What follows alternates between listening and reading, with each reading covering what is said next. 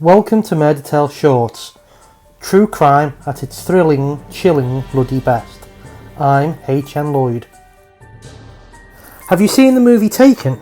If you have, then this next true tale of murder might seem eerily familiar. 20-year-old Angela Marie Hammond was a student at Missouri Central State University.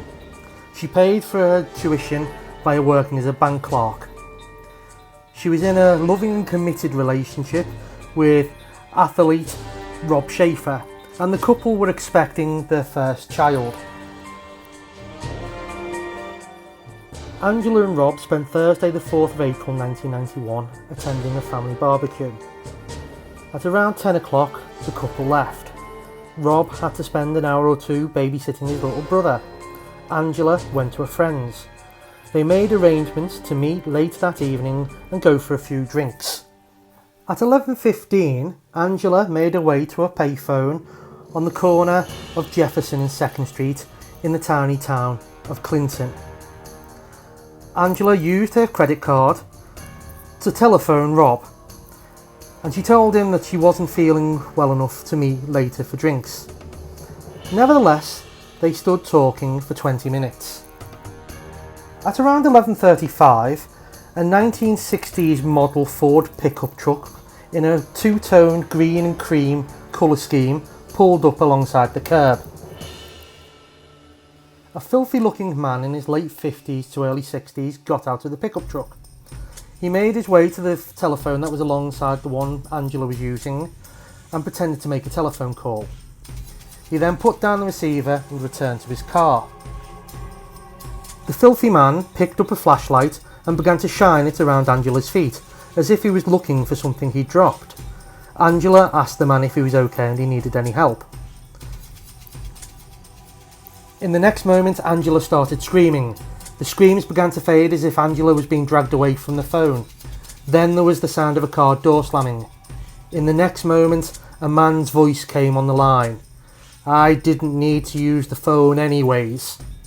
Rob Schaefer was shocked and stunned, but he quickly realised that the telephone that Angela had been using was only 4 blocks from his house. He jumped in his car and began to head towards the corner that Angela had been stood at only moments before. As Rob raced towards the phone booth, the pickup truck that Angela described went past in the opposite direction. Angela was sat in the passenger seat and she was fighting frantically with the driver. Rob threw his car round in a massive, powerful U-turn at high speed. Unfortunately, this manoeuvre damaged his alternator.